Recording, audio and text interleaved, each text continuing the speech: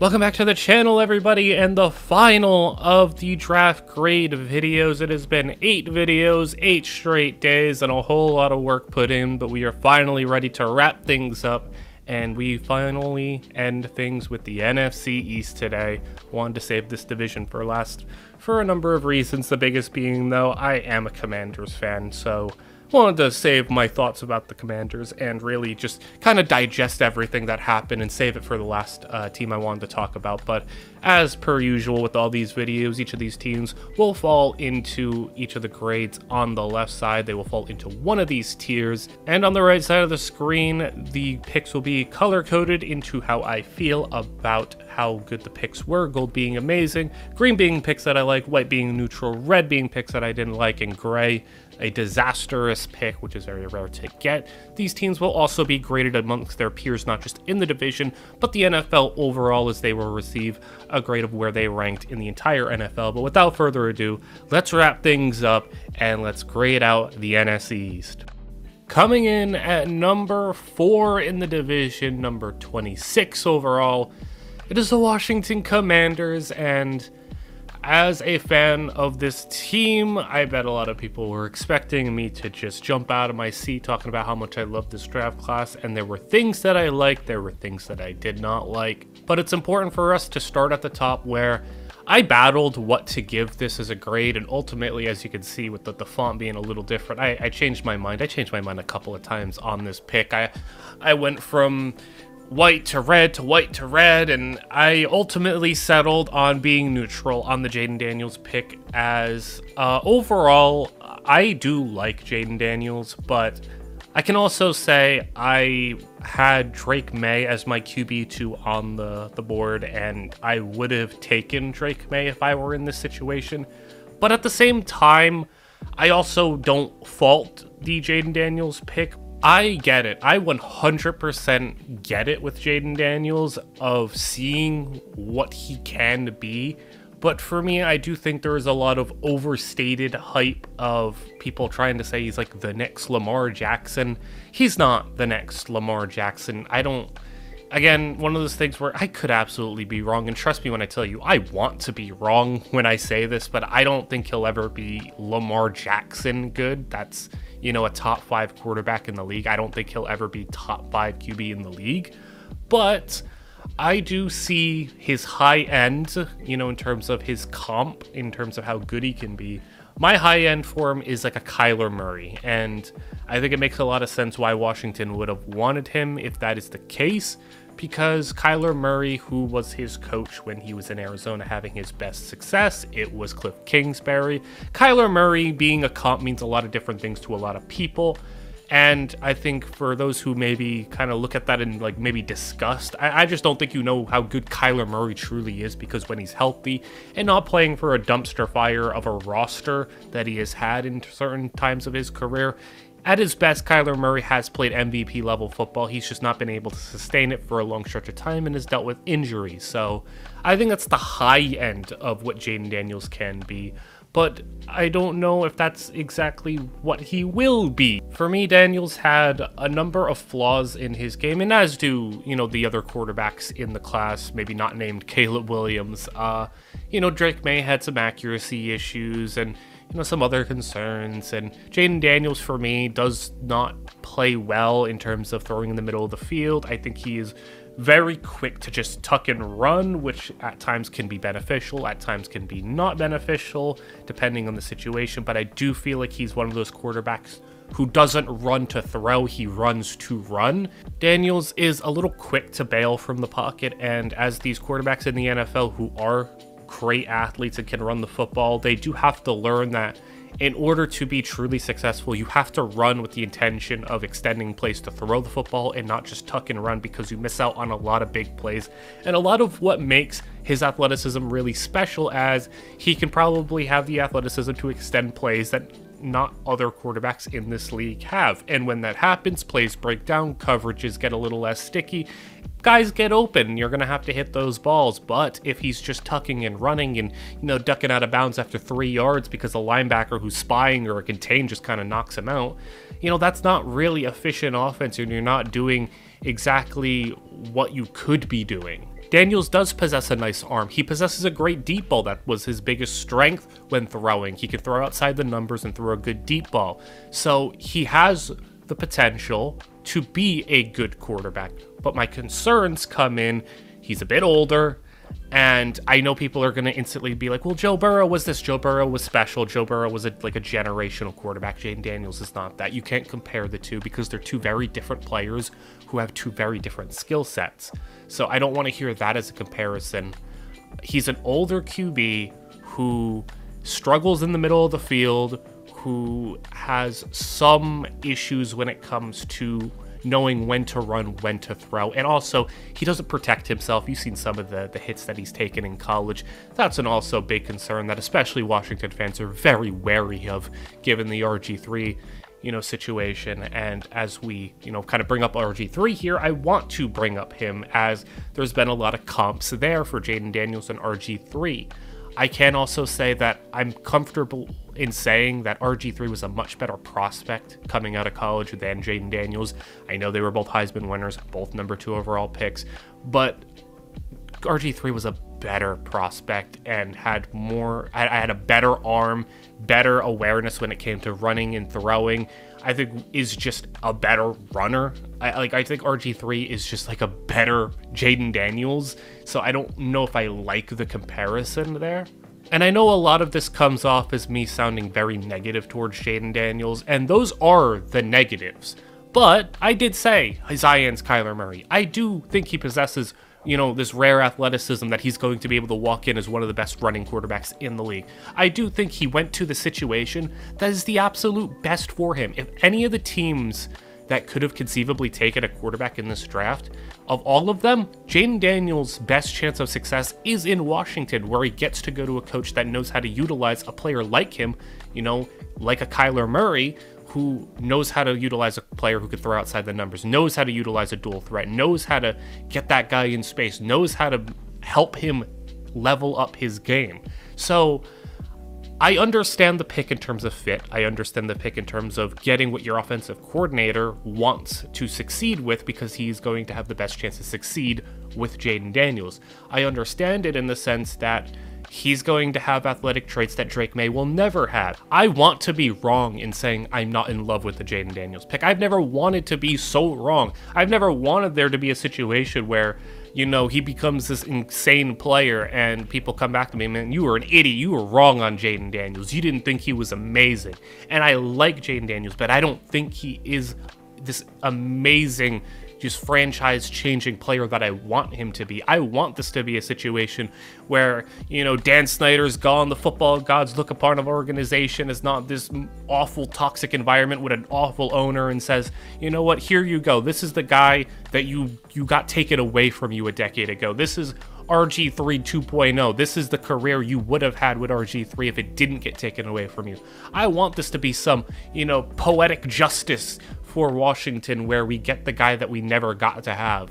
I want this to be the case, and I am rooting for Jayden Daniels. I'm not going to be one of those fans who just hates on him because he wasn't the guy I wanted. I am going to support Jayden Daniels. I'm going to root for Jayden Daniels.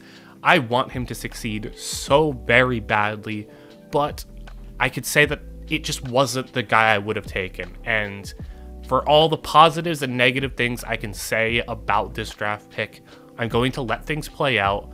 And my ranking of this draft class, and I know people are instantly going to be like, you knocked this draft class so much because of the Daniels pick.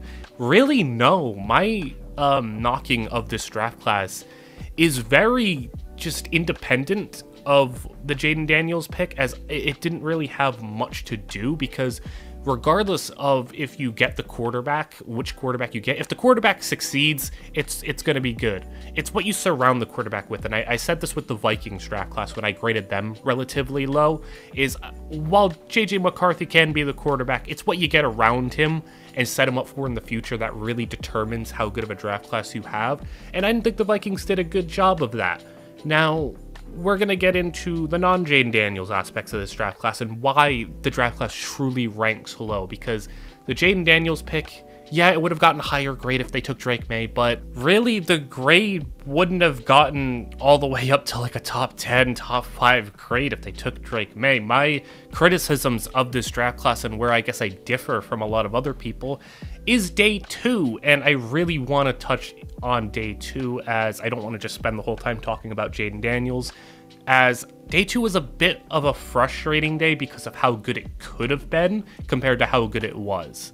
Now, going into day 2, I was over here rubbing my hands thinking, man, so many incredible players fell out of the first round. Like, I was shocked at how many quality players, true first rounders, fell out.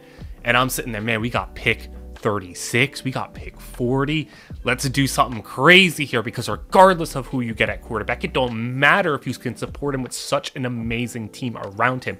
And it started perfectly. We go with the number 4 pick in the second round. We grab Jer'Zhan Newton, who was a true first round player for me, a top 15 player for me, a player I absolutely loved. And, you know, while he's not Byron Murphy, you know, I didn't put him in the Byron Murphy tier. He was in a tier of his own as the number 2 interior defensive lineman. And I'm like, man, okay, what a good future plan, because Jonathan Allen has been on and off about asking for a trade. I've been ready to move on from Daron Payne, as I wasn't happy with the contract that we gave him.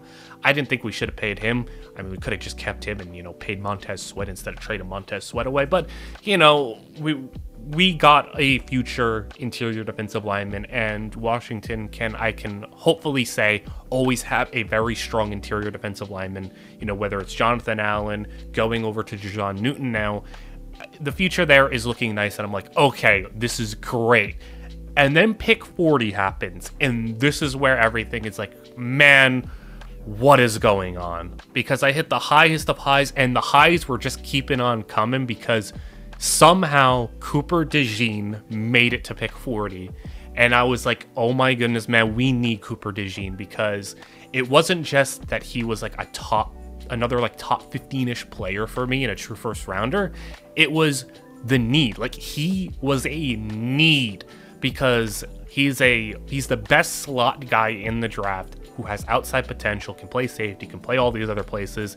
And we're in a division where every team's best receiver does a lot of damage from the slot. AJ Brown can play in the slot very effectively. Malik Neighbors did most of his damage from the slot. CeeDee Lamb did most of his damage from the slot. We need corners, but we need a slot corner who can match up on these guys and play. We need someone who can play these guys, and it's like Cooper DeJean made it there. And then we traded the pick.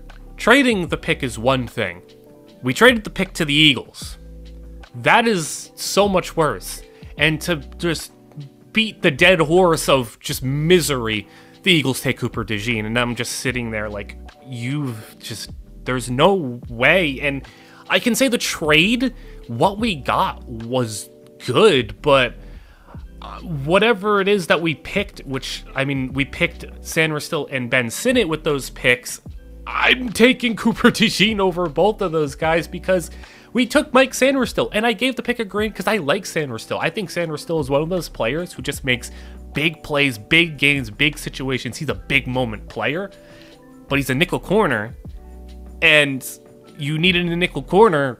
Just take Cooper DeJean. Why did you not just take the guy who was there? Because if you needed a nickel, like, I can understand fit and need and who you view as better, but there's no way you could have had Mike Sainristil higher on your board than Cooper DeJean, right? Surely not. And then we go and get Ben Sinnott in the second round as well, which I do like Ben Sinnott, but here's the issue with why this draft grades lower, is that I don't grade you based on what your final haul is, because naturally Washington having 3 seconds and 2/3 with the number 2 overall pick means they got a better haul than other teams who maybe didn't have a first or didn't have, you know, some depth picks. Washington left with a better haul of players than teams above them. But it's not what you leave, it's what you do with the picks that you have. And Washington had Cooper DeJean fall into their lap and traded him to the division rival, and then took a worse nickel corner, who, while I still like, is not Cooper DeJean. And they do take Ben Sinnott, who I did actually have going in this area. I had around 2 to 3 grade on him. He was my number 3 tight end. And again, I like the pick, but It's just like, man, why did we make that trade with a division rival? But even still, the second round was the best thing that we did, because Jerzon Newton, certified steal. Mike Sainristil, nice player. Ben Sinnott, nice player. I think all three of those players are potential future starters for us. Overall, the haul that we got in the second round was nice, but I was a little frustrated. Like, man, Cooper DeJean go into our division rivals, and now the Eagles suddenly have a crazy secondary, and we'll get into them later. But then the third round happened, and the third round I just thought was just an indefensively bad round, because the second round you can at least say, okay, nice players, solid picks, Newton was a steal, good job there. Round 3 was just bad. Brandon Coleman at the top of the third round is a puzzling pick, because he's not a player who has good tape. He's not a player who's like this young, inexperienced guy who can learn. He's an older player with bad tape who is, and this is like the first offensive lineman we take, and we desperately needed tackles, and he's going to come in and play tackle. I know he's listed at guard here, but he's going to play tackle. So yeah, it feels a need, but like there were much better guys on the board, and it's like, why Brandon Coleman? So some are going to argue that like, oh yeah, they took a need, it's a good pick. Like, no, you took Brandon Coleman, who's like a round 5 talent in the top of the third. It's like, why? So it's a crazy reach with a premium pick, because top of the third round, he still gets some nice players there, and there were players like just on the offensive line in general, like Dominic Pooney, Delmar Glaze, you could have gotten Christian Haynes. It's like, there were better players on the board, and it's like, okay, Brandon Coleman. Then they go and at the end of the third round take Luke McCaffrey, and it's like, okay, Luke McCaffrey. Not Javon Baker, not Malik Washington, not Troy Franklin, not any of these other guys. Luke McCaffrey, who again was a reach. I don't hate the pick as much, because I do think McCaffrey can be a nice player. I don't know what I think of Brandon Coleman's outlook as a good player. I at least think McCaffrey can be good. But again, it's like, that's a crazy reach to take him end of the third, when again, he's like a 5th round player.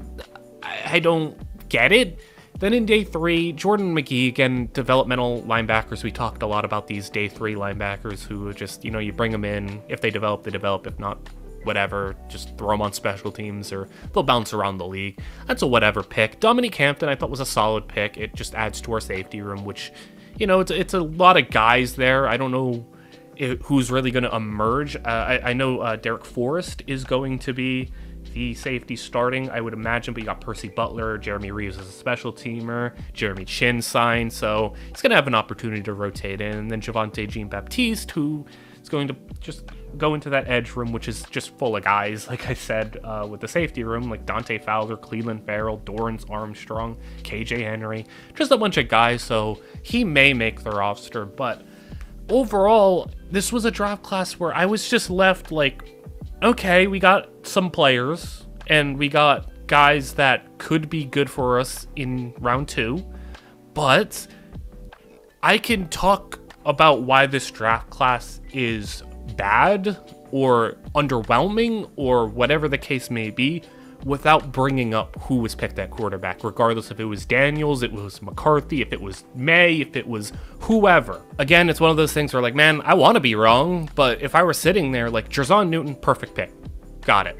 But I wouldn't have traded with the Eagles. I would have just taken Cooper DeJean so they can't get him, and so you can have him. And then we wouldn't have had another second round pick. We would have had another third round pick because the Sinnott pick was from the Eagles. We moved up. But I would have taken like a Christian Haynes or a Delmar Glaze. I would have taken maybe both of them because we would have had another top 10 third round pick. I would have just maybe taken both of them. And then at the end, okay, we didn't take a tight end because we needed Ben Sinnott. Well, Jatavian Sanders fell to the 4th round. You could have just taken him at the end of the 3rd. And I don't really want to turn this into, you could have taken this guy, you could have taken that guy. I don't want to turn it into that, but it's like, man, this draft could have been incredible. And I really want to hammer home that the knock on this draft class is not the haul of players that they left with, because the haul of players that they left with is better than teams above them. They left with more potential starters, but that's going to happen when you have 5 day 2 picks. It's what you do with the picks that you have. Ultimately, They got themselves a future D tackle. They got themselves a future nickel corner. They got themselves a future tight end. But I think they whiffed massively in the 3rd round, and they also handed the Eagles a better player than they drafted at the nickel position. That's a thing that I can't get over. You handed the Eagles a better player than the guy you took. So if you want to just, I can already tell there's probably going to be a lot of negative comments towards this draft class because, like the Steelers class that I knocked, this is another consensus, like, really good draft. And I've said this a number of times, I want to be wrong, but ultimately this draft class was a frustrating one for me because of how good it could have been. Number 3 in the division and number 22 overall, it is a team we have a lot less to talk about as they only made 6 selections. It is the New York Giants, who they went pretty back and forth on my, picks I like, picks I didn't like. I mean, it's pretty a straightforward draft class, as with the number 6 overall pick, they took Malik Nabers, which is, like kind of the unquestionable correct pick. There were rumors of them trying to move up, get a quarterback, and could they have taken McCarthy? I don't really know if McCarthy would have been the solution in New York, though I do think he will be a nice quarterback. I just think that going with Malik Nabers is the safe, best option to go with, as this team hasn't had a competent wide receiver in a pretty long time. Whenever the Giants do opt to get the quarterback of their future, because it is not Daniel Jones, he's going to have a lot of fun playing with Malik Nabers. They're going to get him the ball a lot early on, though, manufactured touches, and a lot of opportunities to shine as a rookie. So perfectly fine pick, love it, and Malik Nabers is going to be really good. But where I maybe like their pick a little bit less is Tyler Nubin in the 2nd round. Now, Nubin is one of the safeties who was more known in the draft process, as this wasn't a great or deep safety class, but Nubin was not a top 5 safety on my board. I do think he is just kind of moves with like quicksand, in like he just doesn't react well, really. He just kind of will get beat over the top rather easily. Now, a lot of people will point to the fact that this is a big need, and this was an absolutely big need for the Giants. They needed a safety, as the only other safeties on their roster are Dane Belton and Jalen Mills, along with 2 other practice squad players. So I don't anticipate him being on the sidelines all that much. He's going to be put in a spot where he's going to have a lot of responsibility. So in that case, people will say, well, you drafted a day 1 starter in the 2nd round. Yeah, but like, he was overdrafted. I had a round 3 to 4 grade on him, and I think there were better safeties on the board who went much later. So while you get a credit for, taking a position of need in someone who's going to start early on, you took a guy who is very lower on my safety board compared to other guys and other consensus who had him and guys like Cameron Kinchins as like their top 2 safeties. That was the pretty popular kind of generic take to have. But Nubin, for me, I don't know, has the athleticism to be, that true free safety in the deep center field, and is going to have struggles, especially within his division, against guys like Devontae Smith, who can fly over the top, Terry McLaurin, who can fly over the top, and CeeDee Lamb, who gets open deep. And they're gonna have a little bit of struggle, I think, covering the deep ball. But bouncing to a pick I do like, and that is cornerback Andrew Phillips, as Phillips is the kind of boomer bust corner of this draft for me, as there's every chance that Andrew Phillips could either become a lockdown, shutdown, like steal of a 3rd round pick, or he could literally be like off the team in a couple of years. And I don't know if I really feel like there's in between, but there very much could be. But Andrew Phillips was the corner who had the least amount of refinement while still having crazy potential. Like he does have the potential of the guys like a Nate Wiggins or a Quinyon Mitchell, but he has like none of like the day 1 starting, like throw him out there type ability. So while I like the pick, there is going to be hesitancy to know if you're getting yourselves a true steal or a guy, like I said, who's out of the league in a couple of years. I guess that's how strong the ranges I feel on the Andrew Phillips pick is. But in the 3rd round, for a team that could very much use a corner to pair with Deonte Banks, if it hits, it's a great pick, and you're going to have a cornerback duo for the future. If it doesn't, it is what it is. You took the swing, and I mean, some swings are worth taking, and I think Andrew Phillips is a risk worth taking. But there are risks that aren't worth taking, and that brings us to the next pick, which is Theo Johnson, who I didn't have the nicest things to say when I was talking about the Cardinals and when they picked Tip Raymond.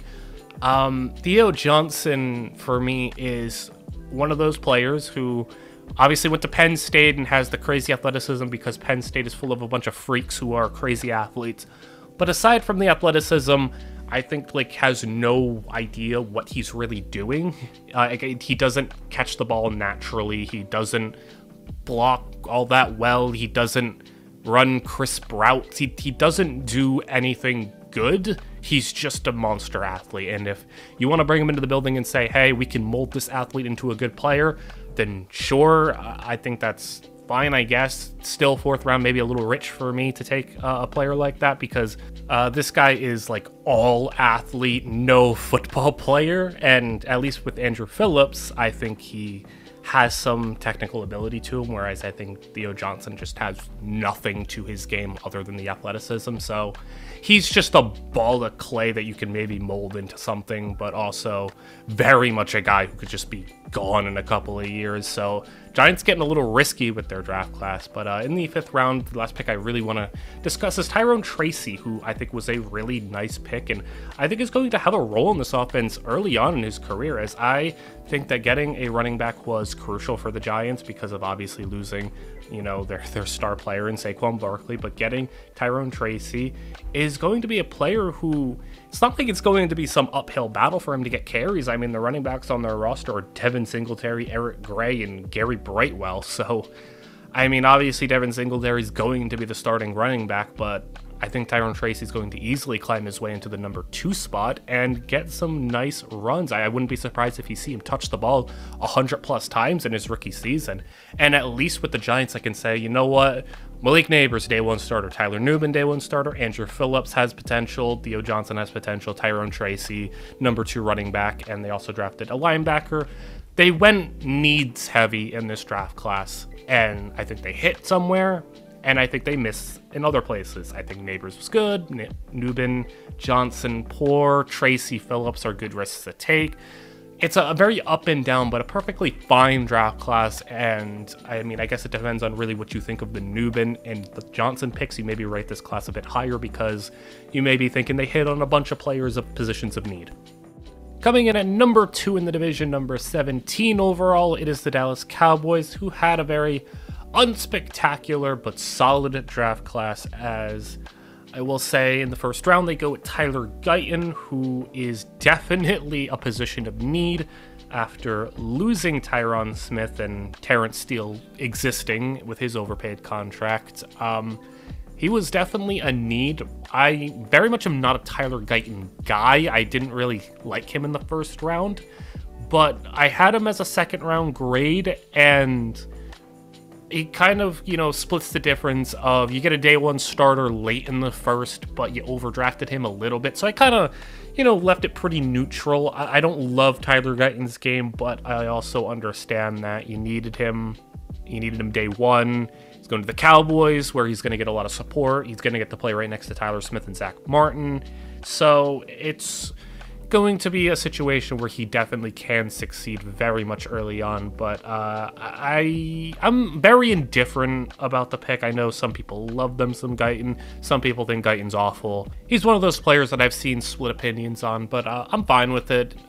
Little high for me. I wouldn't have taken him in the 1st round, but I get the need. And speaking of needs potentially in the future, you go in the 2nd round, you take Marshawn Kneeland, who wasn't expecting this being their 2nd round pick, but I am very curious towards the draft strategy of the Cowboys because they very much didn't follow what I thought their, little slogan was this offseason. They said they were going to be all in on the draft.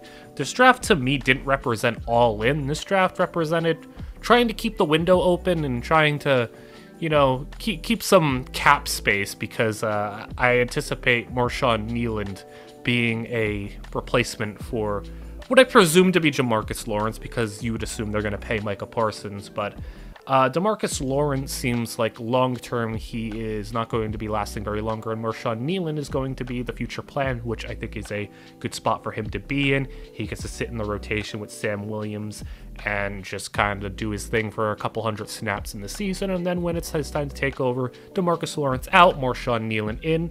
Solid job. Then you get Cooper Beebe in the 3rd round, who I really like this pick. And again, another, future plan, because I think this is the Zach Martin replacement. And again, it's like, well, you're all in, but you're taking future plans. You're not going all in on this year. If they were going all in, you take the tackle in the 1st round, but then you maybe take a running back with one of your day 2 picks, which they didn't do. I mean, they're content with running, a washed up Zeke and Deuce Vaughn, I guess. I don't know how exciting of a backfield that sounds like, but this very much felt like a draft where they are going to just try to free up some money in the future, whether that is to pay CD, Micah, or Dak, maybe all 3 of them. I don't know how they're going to be able to afford all of that, but Cooper Beebe, I think, could potentially start at center in his rookie season, and then when it's time for Zach Martin to go, clear up that cap space, kick him out to guard, get a true center, or maybe Cooper Beebe just does develop into your center and you draft a guard later on. My least favorite pick in their draft, though, did come in the 3rd round, as I've had some difficulty trying to pronounce his name, so I'll just call him Marist here. I do know he is Puka Nakua's cousin, though, which is pretty interesting, but I already spoke a little bit about Washington and draft classes overall about these linebackers, and how, if you're not getting a premium type player, a guy who can really come in, give you early downs, and while he is at a position of need because he's already listed as a starting linebacker, which is concerning to me, it was a position in need, but not a guy that I like as a day 1 starter, or really to start anytime soon, whether it be in year 1 or year 2. I think he's definitely a player who's going to need to, sit down and, take some time. But I guess I could be wrong there. Maybe he's more pro-ready than I think. But you needed a linebacker to step in and play, and I don't think you were ever going to get one in the 3rd, 4th, 5th, whatever round. I don't think there were going to be any on the board. So at that point, I don't really know what you make the pick for. I feel like the pick was maybe better spent elsewhere. Or this is just another developmental type of player, because Eric Kendricks is their starting linebacker, and obviously he's not a long-term plan. But for a team that was going all in, that's 3 straight picks. That is more with a contingency plan for old players that they're replacing. So, I mean, they say one thing, they do another. I do think this avenue of drafting was better for them, because they do need to clear money, they do need to have future plans, but it's just, I find it interesting that they kind of said one thing and did another. Then there's my favorite pick of their draft, and that is getting Kalen Carson late in the 5th round, and that is an incredible value, one of the best value picks of this draft, as I had a true 3rd round grade on Kalen Carson, was a top 15 corner for me. And I think Kalen Carson can actually just step in and just play right away. I think, Stephon Gilmore left, and I think he could just kind of step into Gilmore's role. I don't think it'd be some substantial, significant drop-off, especially now that you have Trayvon Diggs coming back from injury this year. You're going to have Diggs, Daron Bland, and I think Kalen Carson should be the number 3 corner on this team very early on. I don't care that he was picked in the 5th round. He is much better than a 5th round player, so I think that the Cowboys got themselves a certified steal and a player who can make a serious impact early. And I wouldn't be surprised if Kalen Carson really, really shocks people and emerges as a true outside corner. And I think the Cowboys did a great job with the 5th round there.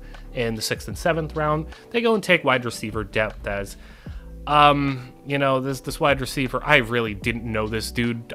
He was not on anybody's draft radars. He was not a top 20, 25, 30 receiver. I didn't see this dude anywhere, but they took him in the 6th round, and this is a team that really needs some receiver depth. I mean, when you're employing Martavis Bryant in the year 2024, that is concerning, as they did lose Michael Gallup to the Raiders. So, I mean, CeeDee Lamb and Brandon Cooks are going to have to do a lot of heavy lifting, but we'll see if he can emerge or even make the roster. They go and take a tackle and a D-tackle in the 7th round.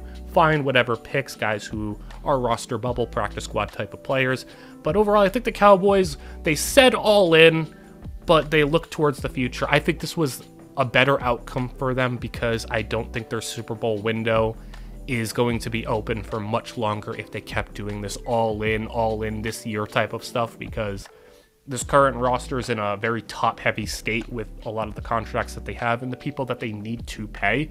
The only knock I will give on the draft is they should have at least tried to take a running back. I mean, like, you could have taken one the 6th or the 7th. You could have at least just tried. I mean, it's not like it can get worse than employing Royce Freeman in 2024 as well. Like, you could have gotten somebody. That's the only real knock I have on the class, but it's a minor knock. So overall, I think the Cowboys did a really solid job. Coming in at number 1 in the division, number 3 overall, it is of course the Philadelphia Eagles, who just seem to know how to draft just as good as any other team in the league, as they consistently find themselves, you know, in the top of the draft orders and the grades and everything, and they once again did an incredible job. I mean, we can just start with them going out at number 22 and snagging my number 1 corner in the draft, Quinyon Mitchell. And you know, while the Lions did a great job of improving their secondary this offseason, the Eagles also should be mentioned in that category of doing an incredible job, because, you know, they had a washed-up James Bradbury and Darius Slay who significantly dropped off their level of play and really were a massive issue for the Eagles, and their secondary suffered, their team suffered, and ultimately their, you know, second half of the season was very cold. But, I mean, that's not going to be an issue for them anymore, I don't think, because Quinyon Mitchell will be a certified number 1 corner for them in no time. And, you know, I already mentioned talking about Washington and how I feel about Cooper DeJean. Of course, I'm going to give Cooper DeJean a massively just big gold grade right there, as I don't care what you had to give up and what they had to give up, really. Like, it's not that bad. If you're getting a player like Cooper DeJean, who is a certified round 1 talent, a certified like top 20, top 15 player in this draft class, and a guy who, like I already said, with the NFC East is going to be dealing with guys in the slot. I mean, obviously, you know, exclude the Eagles because of A.J. Brown. He went there, but still Malik Neighbors, CeeDee Lamb, that's 4 games a year. And, I mean, with Washington, if they ever get, like, a certified slot receiver, if Jahan Dotson really hits a breakout, he'll be on him, too. So, I mean, that's, you know, a big role to fill, especially because the slot type receiver is becoming more of a prevalent thing where you're putting your best guys in the slot. You know, a guy like CeeDee Lamb, who's become like a top 5-ish receiver in the NFL, does a lot of damage from the slot, and other players as well. So, I mean, Cooper DeJean, I just think is such a valuable piece to a defense, especially when you go and you get your outside corner in Quinyon Mitchell. And having James Bradbury go from your number 2 corner to your number 4 corner is a whole heck of a lot easier to stomach as an Eagles fan. So that's an overhaul of the cornerback unit, and while that is the best thing that they did in their draft, that is not the only notable thing, as while they did grab Jalix Hunt in the late 3rd round, I really want to talk about some of these day 3 picks, and that being up first, Will Shipley, who I loved Will Shipley coming out. I thought Will Shipley was one of the cluster of running backs who were kind of viewed in that, you know, 3rd to 4th round area. It was just kind of pick who you liked. You know, the top 3 were Brooks, Benson, Corum, whatever order you had them. And then the rest, it was just kind of an open who you like. Well, I liked Will Shipley. Will Shipley was my number 4 running back on my board, and I would have been fine if a team took him late in the 3rd round. So getting him late in the 4th round is good value, and this is a team that already brought in Saquon Barkley, and I know Kenneth Gainwell is the backup, but I can very much see this being a situation where Gainwell is out, they let him go, you know, when his rookie contract eventually comes up, and they go Will Shipley all the way, because Will Shipley is going to be a very fun player for that offense, and as a number 2 running back behind Saquon Barkley, I think it is a perfect area and a perfect role for him to be in. In the 5th round, they take N.I.A. Smith, and he is, I would imagine, going to render Britton Covey, you know, expendable in the return game. I think he is just drafted to be the punt and kick return specialist for this team, as Covey was pretty up and down. He muffed a couple of kicks last season. I think they're ready to move on from him and hand the reins over to N.I.A. Smith, so fine to get that in the 5th round. Also, though, in the 5th round, they go and grab Jeremiah Trotter, who I did like, and again, he's one of those developmental linebackers, but he was one of the developmental linebackers I liked more, as he was a top 5 backer on my board, and I would have been comfortable taking him as well in the late 3rd round. But I think for the Eagles, I mean, of course, Jeremiah Trotter Sr., his dad, played for the Eagles, so already you got that connection there, and he's going to a linebacker room that's going to have a lot of opportunities for him to play because Devin White and Nakobe Dean are the starters. You sit behind them for a little bit. Jeremiah Trotter could easily become the team's long-term starter, as he has all the athletic tools and he's going to a good organization who can develop his skills very well. So again, love that pick, and getting him in the 5th round is great value for me. And the only other significant pick I want to talk about is the interesting Johnny Wilson out of Florida State, who I don't know what he's going to be in the NFL. I don't think he's going to play tight end. I know a lot of people keep saying tight end. I don't think he's going to be a tight end, but whatever he is going to be, I would imagine it's going to be pretty fun. And this is a team that has obviously A.J. Brown, Devontae Smith, but pretty open. It's been like that for a couple of years for that number 3 receiver spot. They've had Quez Watkins in there and a couple of other guys rotating in, but they brought in Devontae Parker this year, who I'm not a big Devontae Parker guy. He's one of the worst separators in the league, but I guess he's on the team, and they got Paris Campbell. They got the 2 special teamers in Covey and Smith that I talked about, but Johnny Wilson is going to have an opportunity to, I think, be what they want Devontae Parker to be and overtake that role eventually as that bigger body, red zone, possession-y type of receiver, as Devontae Smith's going to be a great vertical threat. A.J. Brown's the volume guy who's just going to rack up catches and just be the go-to. But getting a guy who's a bigger body and getting someone who could be a threat in the red zone, especially in the 6th round and who comes with his rare size, is going to be fun. And I mean, this is also the team that did hold the largest wide receiver in NFL history in Harold Carmichael. So again, a little bit of fun lineage to go back on, getting Jeremiah Trotter's kid and getting the next, I don't think Harold Carmichael, but the next really big receiver in the NFL. So they also took 5th round and 6th round offensive linemen, and I obviously have no issue with that. You lost, Jason Kelce to retirement. Cam Jurgens will step into the center position, which he was groomed to be ever since being drafted. Tyler Steen looks to be jumping to the right guard position to be their starter, and I don't know if Tyler Steen is going to hold up there. He's kind of the only question mark. So drafting some insurance is always a good thing, and overall, I just think the Eagles did a phenomenal job. My number 3 draft class overall, and I think this really does open up that window for a Super Bowl once again, as they were unable to really do much of anything on defense last year, and this was a much needed retool of the defense this offseason. You go and you get 2 cornerbacks, and Cooper DeJean will play nickel safety, will kind of play all around. You go and you get Devin White, who can at least be a starting caliber-ish linebacker, and we'll see if Jeremiah Trotter can develop into that. You get a nice, piece in the rotation of Jalix Hunt. You go and you sign Bryce Huff.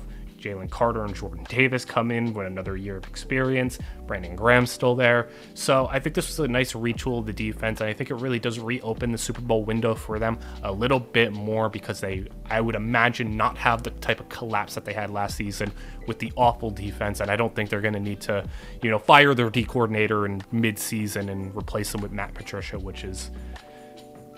that's a whole situation. I think you're not going to have to deal with that anymore. So for the Eagles fans, I think they're going to be very happy with what they got in this draft. But that will do it, not just for the NFC East, but the draft grades as a whole for the entirety of the NFL, as it was a lot of work getting all these videos up, getting the graphics made, and making sure that I could upload each and every day for 8 days straight.